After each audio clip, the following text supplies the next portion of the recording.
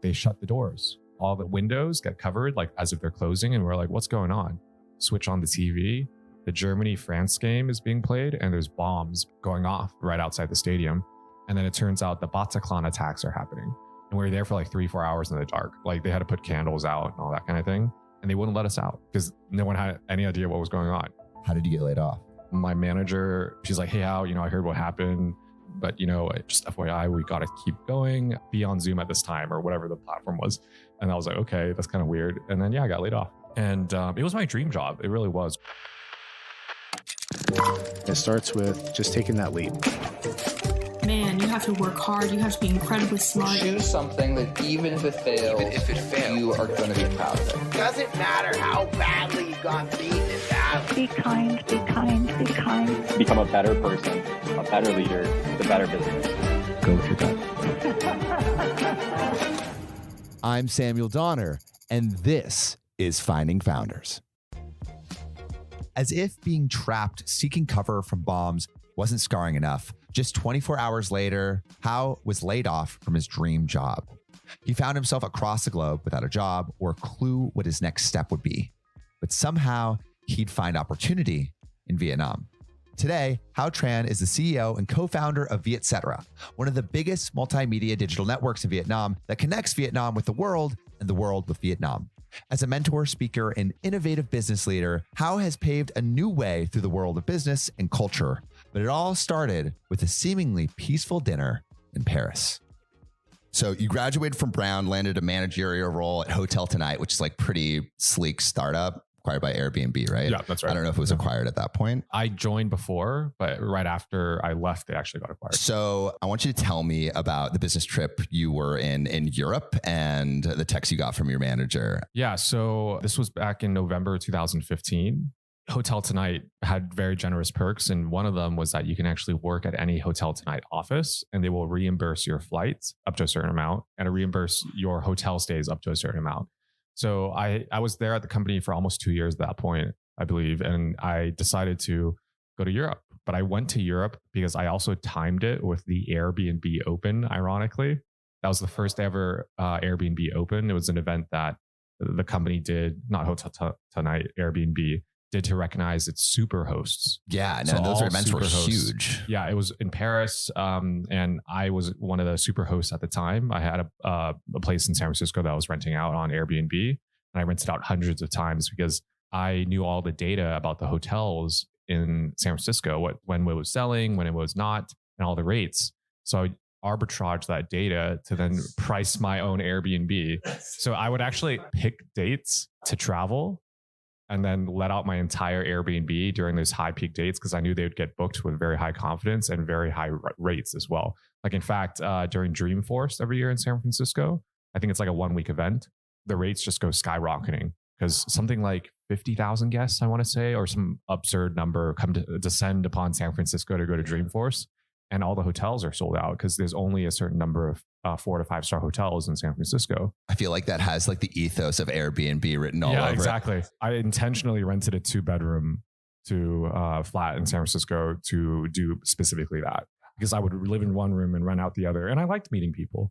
Okay, so centering back onto Europe. So like you are in Europe and you have the Airbnb maestro like within your soul. How do you receive like a message from your manager? I went out to dinner with my 2 coworkers from the US who also took advantage of this perk. It was Friday night. We're at a steakhouse in Paris, 11 p.m. Life couldn't be better. And then they shut the doors. The windows get covered like as if they're closing. And we're like, what's going on? Switch on the TV. The Germany-France game is being played and there's bombs going off in the stadium. Not in, but right outside the stadium. And then it turns out the Bataclan attacks are happening that night.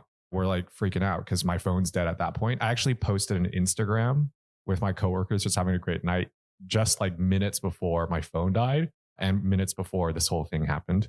And we were like 1 kilometer away from all this happening. Obviously, we couldn't do anything. We were stuck in the steakhouse. They closed it for safety reasons, right? And we were there for like 3-4 hours in the dark. Like they had to put candles out and all that kind of thing. And they wouldn't let us out because no one had any idea what was going on. And we're like, oh shit, my phone's dead. Probably getting 100 messages because I just posted on an Instagram too. So people know I was in Paris. And then, eventually they let us out. We went to the flat and it was like like way past midnight. And we're just like, wow, this is really shitty. And then the next day I got laid off. How did you get laid off? My manager, like the next morning or the next evening, because it was morning in San Francisco, he's like, hey, Hao, I heard what happened, but just be on Zoom at this time or whatever the platform was. And I was like, okay, that's kind of weird. And then, I got laid off. How did that feel? Pretty shitty 24 hours. And it was my dream job. It really was, going out of school. Got to travel. Comp was all right. Like dynamic company, startup. I think we were like 60, 70 people at the time that I joined. But yeah, I text my managers. I was like, bummer that, I couldn't say bye, but it's what it is. It's just business at the end of the day. And instead of flying back to San Francisco, I was like, well, I got 2 months severance. So, what am I going to do? So I took a one-way ticket to Tokyo. And I was just like, all right. And I was there for like 1 or 2 weeks, I think, having a great time. It was on Thanksgiving at that point. And that's how I got laid off. And I actually re-met my manager for the first time in summer of 2021, 6 years later. Oh my God. Believe it or not. So it really took a while for you to circle back. That getting laid off actually, obviously led to me coming to Vietnam. Well, yeah. I mean, I feel like that kind of clears the slate. You can look at the world with open eyes. Why did you look to Southeast Asia again if your first time was kind of like not ideal? First time was with family. So you've got a certain lens on, of course, and you're obligated to stay with family. But the next couple times, the second time being when I was on my severance pay, I was traveling by myself. So a lot more freedom, got to meet certain people, ask certain questions, do certain things. But why did you specifically choose Southeast Asia? It was affordable. Plus, I felt like it was one part of the world that I hadn't really truly explored because I'd lived in Europe at that point already. I'd spent time in India. I'd been in Japan and Korea a few times already. And China for that matter. And then also Africa I'd been twice, and I've been to South America too. So, and Australia as well. So yeah, Southeast Asia was the only place I was like, well, it's going to be winter time, which is really pleasant in Southeast Asia. It's affordable. And being Asian, Vietnamese also just gave me an extra reason to come. Yeah, like maybe understanding your heritage a little bit more. And so you're pretty dialed into the Airbnb world. How do you meet Andrew Fraser?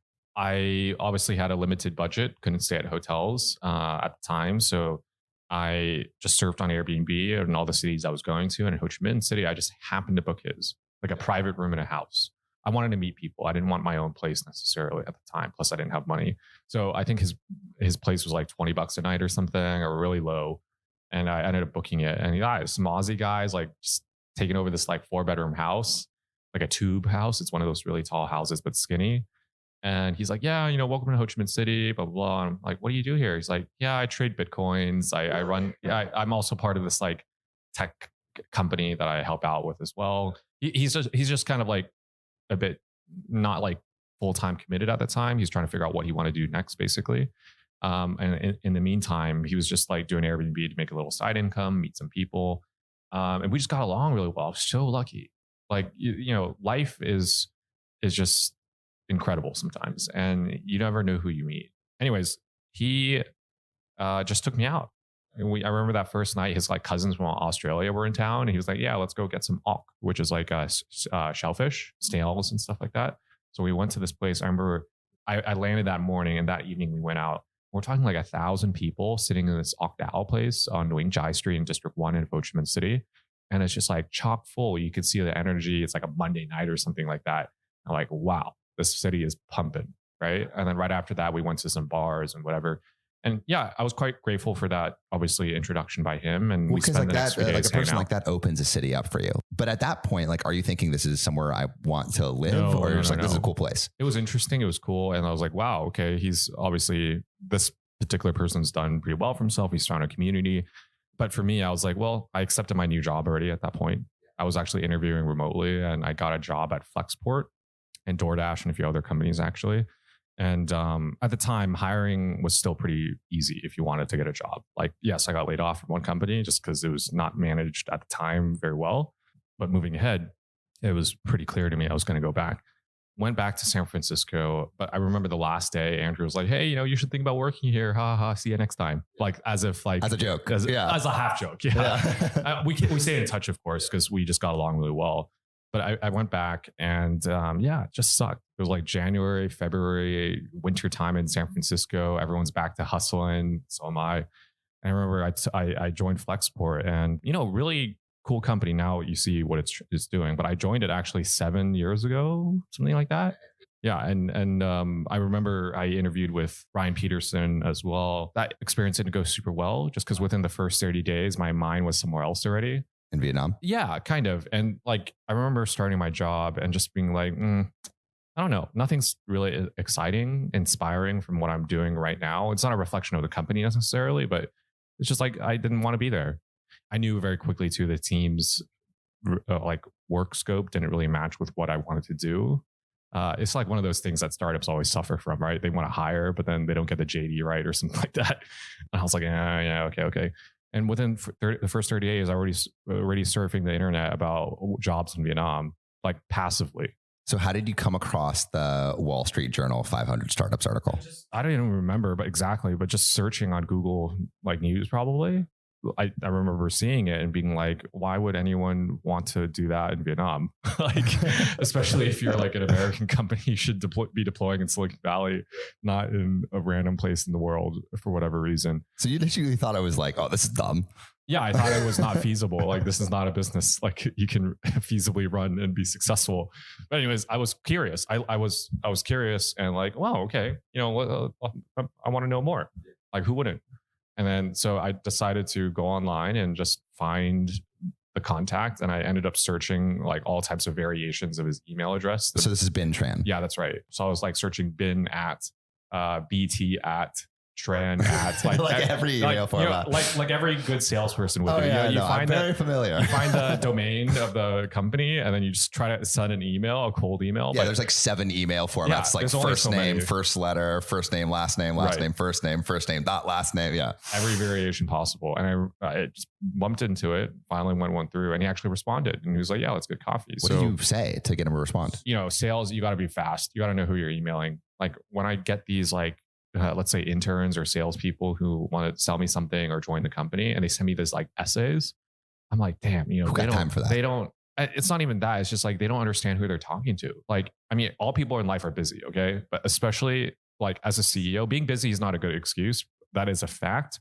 But the excuse, you are the lowest priority. Yeah, I'm like, I just want to like solve problems all day, and if you're creating one for me by creating an essay that I don't want to read, you're not going to get it read, and I'm just going to delete it or just not read it. Like, I try to respond to all though. Like, I usually just have like a copy and paste thing. I just send it. I'm like, hey, now's not a good time. Sorry.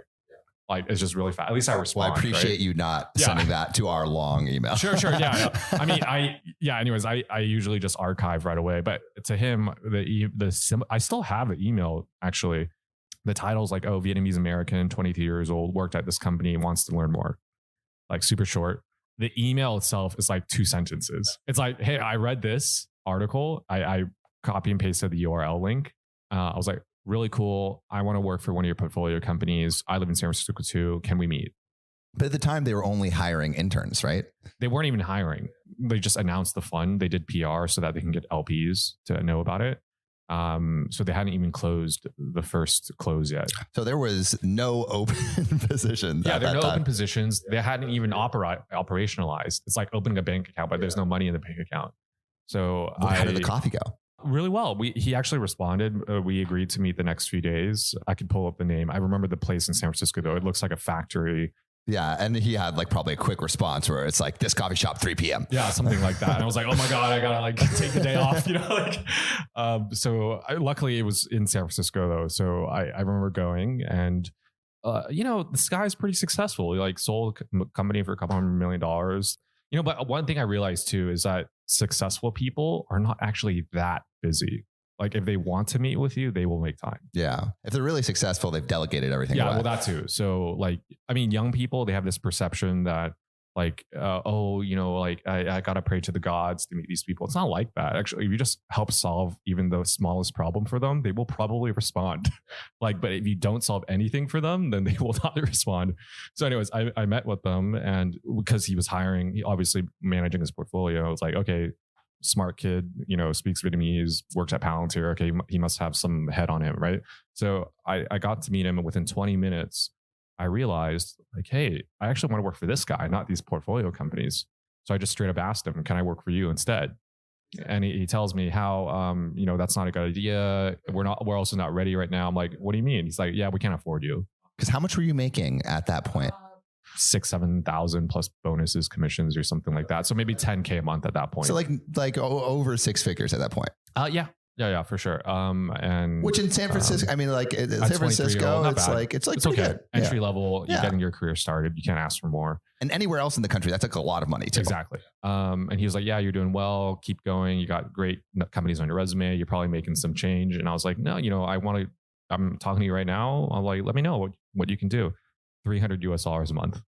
$300 a month. That's the pay rate for an intern. Or even a junior is probably like maybe double that for like an investment associate. Yeah.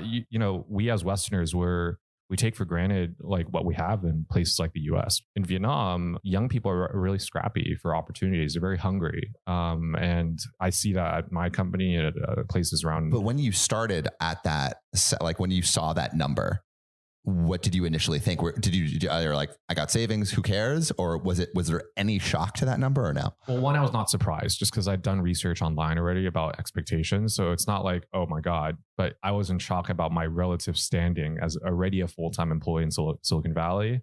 I just went to graduate from Brown and I'm like now reverting back in time to be an intern, essentially unpaid. I'm actually paying to be an intern. You're making those like post-graduation statistics go way down. Right, exactly. Like just plummeted, right? Brought down that average massively. And I remember, and then I just asked him, hey, could you pay for my flight at least? And he was like, I'll pay for half. And then he also offered to host me at his partner's house, like as a transition for 2 weeks. So in their extra spare bedroom. So I was like, okay. I remember arriving and I meet the guy, the other partner, cool. Okay. And then I look out the window. I'm fast forwarding like a month later. And like, the city's under construction. There's like foundations being laid out for towers. Like, you can see the whole rivers and there's nothing. Today it's like, boom, everything is like built out. Vietnam is like almost like a startup in itself. Yeah. So as you know, with any startup though, growth comes as a double-edged sword. I say that in a very reflective way because yes, there's immense growth. And as any entrepreneur, that's super exciting. But growth also implies that the base is not there yet. That's why there's growth. Right? Because if it was that easy, everyone would be here. Yes, there's opportunity, there's gaps in the markets to fill and that kind of thing. But let's talk about talent. A lot of young people, but there's not enough managers. There's not enough leaders. There's not enough specialists. Just offline, you're talking about, all this audio stuff, using these tools to do this and that. Like the average producer in Vietnam doesn't think like that. I'm sorry, but they just don't. They don't. Some of them don't even speak English. They can read and write, but they can't speak very well or in terms of confidence. It's an opportunity, but also a challenge. Opportunity in the sense like it's the only country in the world that speaks this language that 100 million people happen to speak. So in terms of market dominance and just like creating something special and getting a response very quickly, it's hyper localized. There's only like essentially 2 cities in this entire world, Hanoi and Ho Chi Minh City, that are like really urbanized and have these kind of consumers and readers. So it's easy in a way to grow, but it's also hard because the ability to hire exceptional talent or the ability to have certain levels of education, you're literally building those blocks yourself. Going back to looking out of the window, right? So you're looking at like everything under construction. You're working at this company. How are you feeling after a month or two? I didn't know what I was doing. I mean, I knew that, wow, every day is an adventure, but I looked at my bank account, I'm bringing in $300 a month and I'm spending like 700 or something. But yeah, I mean, at the time, I will admit, I'm not like an entrepreneur. Like I'm a very good operator. And Vietcetera just kind of started by accident. Yeah. So how did you meet? Because there was 3 co-founders of Vietcetera initially without you there. How did you meet them? So I moved there in May and I think I started poking around Vietnam like around February in terms of thinking about moving there. And then it wasn't official until April. So back in April, before I moved out, I got connected with another VC who was a Vietnamese American, already lived in Asia and in Vietnam for a long time too. We hop on a call. It was introduced by Bin, my manager. And I was telling him like, I'm super excited to come out. He's like, Hao, don't come to Vietnam. I'm like, what do you mean? It's like, yeah, I just left. I just moved to Singapore. I think at your age, you need to be like learning more in the US, like getting a couple more experience under your belt. He was quite discouraging, but he is a bit of a pessimist. So, and he knows that. So I'm okay with saying that online. And then he tells me like, oh, while you're there, you have some experience writing. I was a top writer on Quora at the time. And I remember him mentioning that he had this website called Vietcetera. And my first thinking was like, wow, that's a complicated name to say, but it's cool once you get it, and I was like, okay, so why you bring it up? He's like, yeah, there's 3 of us that started it, me, this, and 2 other dudes that live here in Vietnam. But, there's no content because I was supposed to be the writer, this particular guy, but he just moved to Singapore, full-time job. And then the other 2, one ran a very successful creative agency.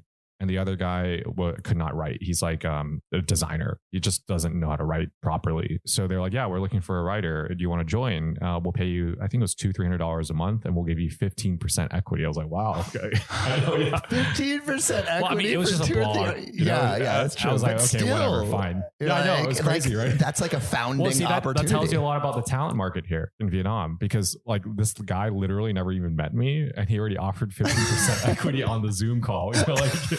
Because you can spot out talent very easily in Vietnam. Like, I think that's why when I arrived as a 23-year-old, people are like, wow, this guy's got like bounds of energy, and he's like semi well educated and like can like talk. So like give him some stuff to like go after, right? So when did you actually meet them? Like, was it like a formal offer given? Yeah. So April, he teased it basically. Yeah, it's like 15%. Like, yeah, something like that. I was like, okay, let me take a look when I actually get there. So May, I actually fly into Singapore first, where this one particular guy had moved to, and I stayed at his house for a couple of days before formally moving to Vietnam.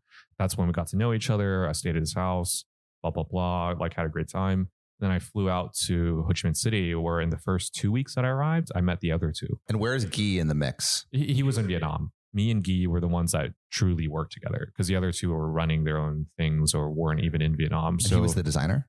Guy was the designer. Yeah. A web designer. So he also didn't have a full-time job. He had just like exited one of his other companies. So he's just kind of like coasting a little bit while waiting to get this going.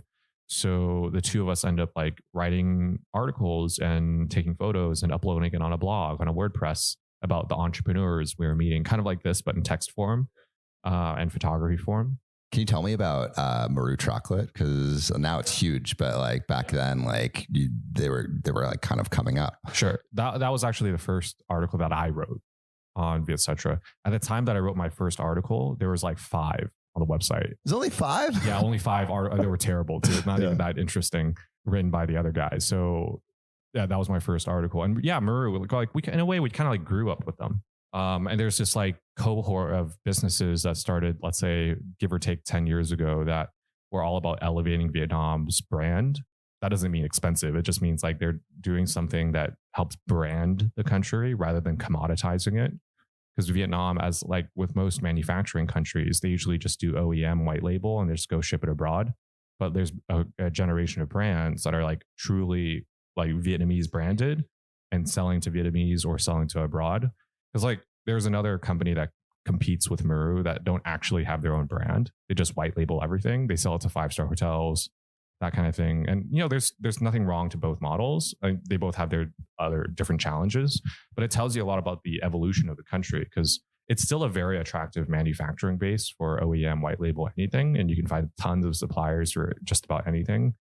But there's a generation from give or take 10 years ago that started as creating brands that are proudly Vietnamese and then selling them as Vietnamese brands. So how did that interview go with Maru? Like how are you feeling in that? Because you had been writing on Quora, but like, how are you feeling about writing in Vietnam about these Vietnamese companies? Yeah, I mean, pretty young at the time. I'd read a bunch of stories about them online, was like, wow, I get to meet these people. That's awesome.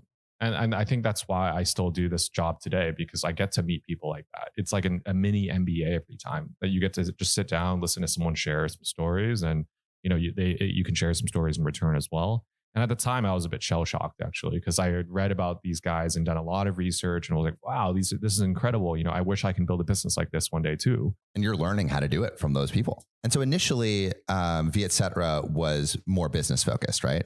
So we were more like new Vietnam focused. And it happened to be very angled towards business and entrepreneurship because that's what I was interested in. I was the only writer at the time. Okay. So how do you start um, expanding the team? Because like I imagine you were English focused initially. How do you think about expanding? My co-founder at the time, he had been in Vietnam much longer. He was very against doing Vietnamese language because he believed that the market for Vietnamese language was too competitive and we needed to do something different. So be the largest English essentially in Vietnam. But after a year or two of doing that, we realized a lot of our readers were actually Vietnamese people who could read both languages, but would choose Vietnamese if given it. But how are you growing? Like, I'm curious, like the first steps to go from 2 people in a room to 100 people. Like, what are the first decisions, first hires? Like, how do you start expanding? We hired a lot of interns.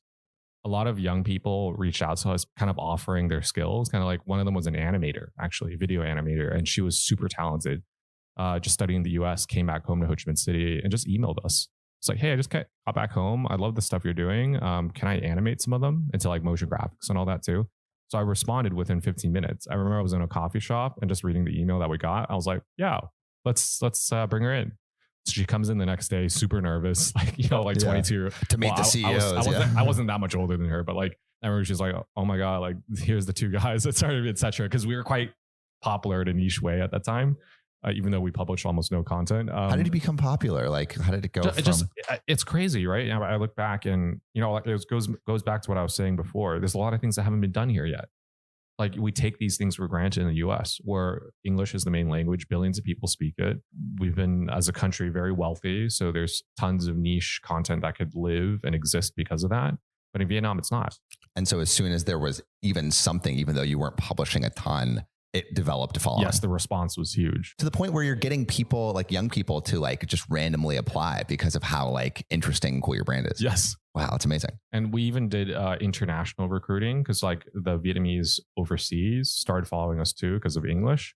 Like, oh, this is a portal for Vietnamese identity. So how did you start to think about expanding the team? So you have like a couple people come in just that are readers, but like, what infrastructure are you putting? No infrastructure. No infrastructure. You're just hiring willy-nilly. Yeah, well, just like, like getting people that are eager and have a certain skill set. I remember that one of the first other interns we hired. So I was scrolling on LinkedIn and she had posted something that a friend of mine liked or a connection of mine had liked. So, pops on the LinkedIn. And I remember reading it. And it's like a report about fashion trends in Vietnam for young people. I just remember clicking and be like, oh, that's kind of interesting. She put this together, okay. She did it as like a university thesis thing. So I just reached out to her on LinkedIn and I was like, hey, interesting report. Would you want to work for us? And she's like, yeah. So we meet up at this coffee shop in District 1. I remember she's already arrived and she's like explaining how right now she's about to graduate and she works at a souvenir shop, a very popular one, mostly for tourists in Vietnam. She's a retail associate there. And I'm like, hey, we're kind of hiring for an intern. I just reached out to you spontaneously, but I think you'd be wonderful, but we can't really pay you right now. We don't really make any money. And she's like, well, I make $10,500,000 a month at Ginkgo, the other place. And I'm like, stay there. I can't offer you anything. And then a week goes by and she reaches out. She's like, hey, Hao, I thought about it. This is a really unique opportunity to work with the founders. And I was like, wow, cool. So she starts. So there's only like a handful of people there. 4 or 5 people at that point. And so she starts and she's writing, doing some basic project management stuff. And I'm just sitting there like, wow, people have literally left their paying jobs, just join us for free. Like without even contracts or signatures or anything. We're just like, yeah, let's go. She's about to graduate at that point. So I think like 6 months before she graduates or something. And she like stops going to class. She loves her job so much. She just keeps coming to the office. I'm like, don't you have class to go to? He's like, yeah, but don't worry. I'm like, okay, I mean, whatever. And then after 1 or 2 months, we start paying her, we start making money a bit more. So how did you start making money initially? Just like random brand deals, people doing advertorials. Our first ever client was a specialty coffee shop and they agreed, I think it was like 5 million, it's about $200 to do an advertorial and we take photos and write about the shop. Which is pretty good for a first brand deal. Yeah. I remember getting it and be like, oh, cool. So, me and the co-founder go and we literally show up, do the job. And we're like, okay, cool. 30-day payment terms net. And they're like, oh, you can actually pick up at the register right now. I'm like, dope. Like, we haven't even published it yet. They want to pay us already. So we go down and we're given an envelope. I open it and it's a 5 million dong voucher for credit at the coffee shop. And I'm like so pissed. I immediately call the guy. I'm like, hey, I think there's a misunderstanding. He's like, no. I think, this is really valuable. You guys will really enjoy it. I'm like, so after like arguing with him on the phone for like 5 minutes, he's finally like, hey, fine. So they pay us the cash and we get out of there. Okay. So you get your first brand deal. You have your first interns. Can you take me to 2018 when you're at 100 people? What does that look like? At that point, we realized, since most of our readers are Vietnamese anyways, who could read both languages, by giving them Vietnamese, we're just going to grow a larger audience, but be more relevant to them. So it's a no-brainer. You have to respond to what that's relevant to them. And at this point, you're completely still just the website and articles. Yeah, we did a couple videos here and there, but not any with no consistency. So we were just opportunistic when it came to video creation. But at that point, we had a couple staff members and we're beginning to create IP for videos, but without enough consistency. And so what was the decision? Because strategically, it's like, okay, let's focus on Vietnamese language. But with that decision, I imagine comes like the cost of there's probably people that you may not need anymore because you need to focus on Vietnamese language. Yes, that was a hard turning point at the company. We had 2 foreigners who wrote native English, of course. And I remember telling them the day that we made this decision, hey, English is going to be secondary. We're essentially cutting off investment and including your role. But because we know it's important to our identity, we want to keep English. But just FYI, we're not hiring anymore.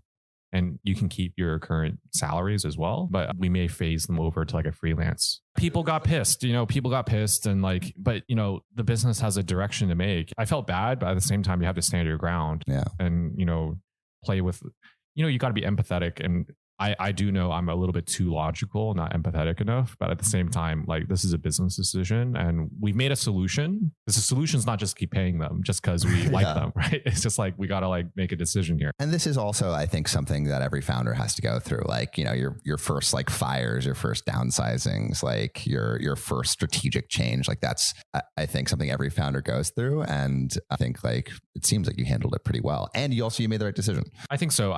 Right decision, yes. And I think in terms of handling it, I could have in retrospect handled it better, but you learn as you go. That was like 5 years ago. And we've made a lot more decisions since then, of course, that have been difficult. But that was one of the particular turning points of the company. As soon as we made that change, the company skyrocketed too. I can't remember the exact numbers, but I just remember like the user research as soon as we eliminated the toggle, and the response on the traffic changed immediately, like overnight. Every new user that would like discover Vietcetera and they would go to the .com and land on Vietnamese, like everything from their on-page time to like all these things were like way skyrocketing. So why did it feel like now was the time to raise? And also, what was your vision to who you were pitching to of what this would become? So it felt like the right time because we made that change. But second, I worked in VC. And I knew that like where Vietnam was going, a lot of people want to know more and invest in this country, but there's very little deal flow. You never know. So in response to the vision, what we sold was like, we are this platform that represents where Vietnam is going. We are this bridge that connects the world to Vietnam in both ways: ideas, products, experiences, content,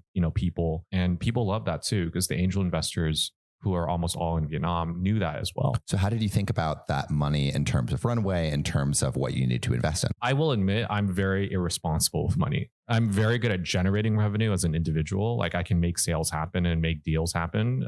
Spending, I'm very ill-disciplined. I've definitely realized that. I can read balance sheets and all that though.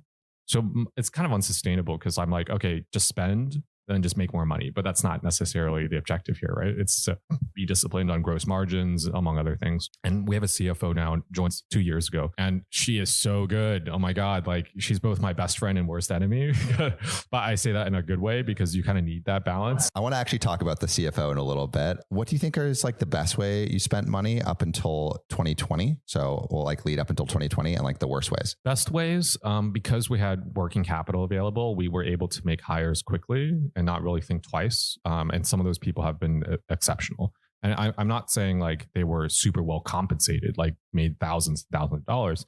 It's just because even at their market salaries, we were able to make those decisions quickly. So that's what the working capital allowed us to do. And then the bad things it's also the same answer. Like we've made some really bad hires. What do you think is the best way that you've seen to, like, I imagine you've gotten better at hiring over time. So like if you were to boil that down into like a couple rules that you've created for yourself, like what would those be? So about 2 years ago, I stopped hiring people personally as CEO. Like I wouldn't even interview people. Only people relevant to my immediate teams as a manager. And that's when I noticed like our just culture changing.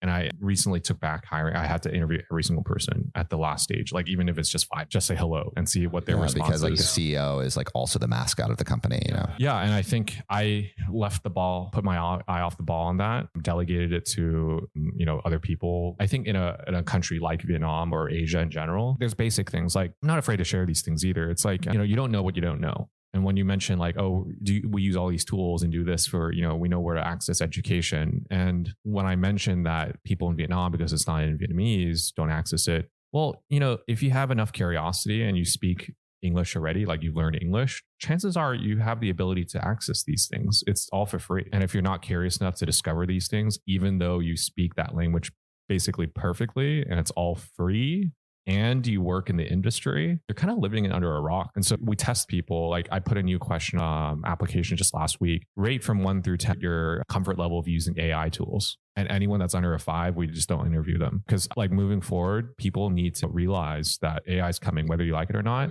People first think, oh my God, autopilot, my job's gone. No, just like do your job better. Yeah, do your job better. Like, yeah, it's like the bullshit is taken away. And now it's like, I think what it allows is humans to be more creative. And I think focus on creativity, not the labor. But in Vietnam and Asia in general, people have been so labor focused because it's commodity based and people have lower salaries. So we're setting the groundwork for people to value their creativity more than their time, because time has always been what Asian people in developing countries value. I mean, that's why China was so successful, because it was outsourcing to the end of the world, right? For me, but now China's realized, oh, we got to upskill our workers because automation's coming. People are demanding higher services, but also all those lower paying commoditized jobs, they're moving to Southeast Asia. They're moving to Nepal, to Bangladesh, to India, or wherever they are going. So like our people who demand more now need higher advanced jobs, and we don't have enough. So around 2020, we hired a new head of content who's now on our board. She's still with us, of course. She's awesome. She has a lot of background in TV and video and radio. And she was the one that really ramped that up. Because before we had capabilities, we can hire people, but without enough direction and leadership, you just can't make it happen. It's tough. My expertise was like business and recruiting. I'm not a like content guy. Like, yeah, I can get on a mic and just start talking, but I'm not like a creative content person. And then my co-founder, he was a web designer. He's not a content. So that was a turning point as well. Hiring like experts for verticals like finance, content. We're not just a bunch of like ragtag people like publishing content anymore. What was like the first content that you put on the YouTube channel? I know Vietnam Innovators was the first podcast that you had, and it was the English version. That's our flagship show now. It gets like a couple million downloads a month, if not more. Maybe, yeah, it's huge. And that was in October 2021. Yeah. So Vietnam Innovators was, I think, September 2020 or maybe October. And then Have a Sip was like 1 or 2 months after that. But those two kicked off the whole pod and simulcast, in this case, format. We own podcasts. There were no content creators native to podcasting when we launched. And I think today, yeah, in Vietnam, nobody was doing podcast. Now there's like 1,500 podcasts. Apparently, we're still the market leader. Yeah, so we dominate. But that percentage is going down, I think. But the volume is still increasing. Yeah, because everyone is doing it more. How do you think you were so successful with Have a Sip? What do you attribute to that success? Our chief content officer, who is both a full-time employee at the company, like has leadership responsibilities, but is also herself a content creator. I think what we found there was, well, she's just really good at what she does. That's number one. But number two is there's actually a lot of creators out there, or potential creators, like even myself, who I don't want to run a YouTube channel, like a Hao Tran official YouTube channel. I just don't want to do that. Like CPMs are low. I don't have a sales team under me. Like I'm thinking if I were just working alone, and it's just not what I want to do. I want to be building my career in business, right? Among other things. So we have started developing IP where we'll work with creators who maybe they have their own YouTube channel already. I don't want anything to do with it. Keep doing it. But you're going to come to our studio once a week or once every month, whatever. And you're going to talk about something you're passionate about that you wouldn't publish on your own channel. Like last night, I just met the national team coach of Cambodia's football team, soccer team, friend of a friend. And we were talking for like 2 hours over dinner about all things like football. Like it was so much fun. Like he was talking about, he's one of the youngest national team football coaches in the entire world. He's 35, 36. He's working in Cambodia. He's an Argentinian guy, is coaching these Cambodian young players and talking about community and like building a team. I'm like, they're talking about like the business side of sport management because I'm really fascinated by that. And we're like, talk for 2 hours. It was so much fun, right? And like, I'm thinking I would not post on my own Instagram every day about like sports stuff because that's just not who I am. But I'm very passionate about it. I think even outside of Asia in English, people would love to know like what's sport like in Asia or like around the world from a Westerner's point of view too. And like from sport management to the business side. And so going back to Have a Sip, like how do you think that was so successful? So going back to the whole creator thing, kind of taking the pains out of running a podcast, everything from distribution to selling, being sustainable. Like you mentioned the CPMs, you were like shocked at how low they were. And that's what's prohibiting content creators from making that a real career for themselves. But as a network, you can. Yeah, because we have the pull with advertisers. We're constantly talking to them. So we have a team doing that. When did it start taking off? I mean, like almost immediately, actually. Because also even Vietnam innovators did. Because there was a gap. No one was doing that kind of content. There's a lot of competition for like vlogs. And like, I think emerging market trends for mass market are all about like beauty and fashion and all this like other more like superficial materialistic stuff that consumer demands are demanding. But when it comes to things like mental health, like sex or like personal finance, those are very taboo things, but they're super high CPMs too, because like the banks want to advertise the personal finance, not beauty stuff, right? Those niche audiences. Yeah. I'm curious about the decision to release all of your content on your YouTube channel. On one YouTube channel, but have separate podcasts for each of the shows. Your views will massively vary between shows because it's like someone who's interested in Have a Sip may not be interested in Vietnam Innovators, may not be interested in Koima. That's happening right now to us. So we don't feel a need to split yet, because a lot of the hosts of those like anchor shows are very relatable to Vietcetera. Like the identity is very ingrained. Like I saw a comment on Have a Sip the other day, or maybe it was my show. It's like, oh, these three hosts like represent the face of Vietcetera. So it's kind of like we feel it's not data driven as much, that we need to keep it under one channel. But I think in the future, and we've been doing it already, like TikTok, we've been splitting it up.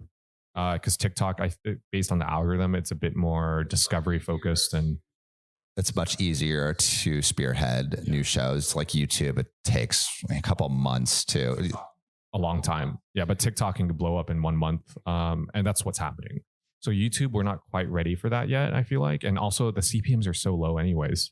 The goal, right, is to drive from low CPM to high CPM platforms, are like low monetization to high monetization. And so like maybe you would get more distribution from having a specific channel. Yeah, we're doing a big revamp of the company strategy for the items like that right now. So it's going to be on the docket to really analyze. And the data tells you that too, because my show on YouTube, at least, it 10K, 15K pretty regularly, no problem. But Have a Sip is like 500,000, 1 million. So that discrepancy is pretty large. So yes, short answer is yes. We have a separate Vietnam Innovators channel. Like it has like 5-6K subscribers on YouTube, and we have a separate TikTok that has like 20, I think. So what if we really double down on it to the level of like a Viet Success, for example? Could it become another Viet Success in a way, right? In terms of virality and just user base. So I'm curious about how you got the Durex Koima. I'm saying that wrong. Koima, so it means take it off in English. So the idea is like in sex, but it's more like taking off taboos, because it's about identity, relationships, and taboos as well. Okay, how did that work? So we actually released articles first. We use our .com as kind of like a test bed.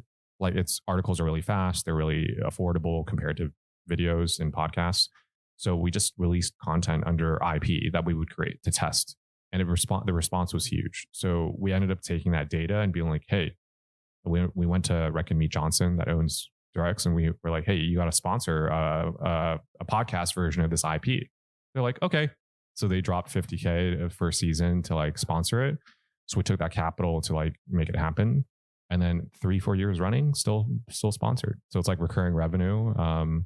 And the hosts are quite flexible in what they can do. Durex doesn't really monitor them. They just know that, we have a working trust relationship, right? So what do you feel are the next big moves that you're most excited about for the company?